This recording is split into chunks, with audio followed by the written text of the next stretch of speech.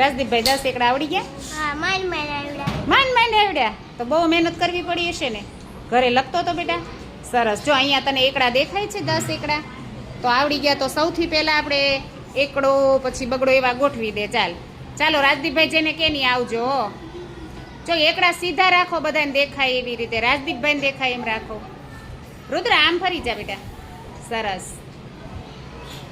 ચાલો, વાહ રાજદીપભાઈ, પાક્કા થઈ ગયા. માંડ.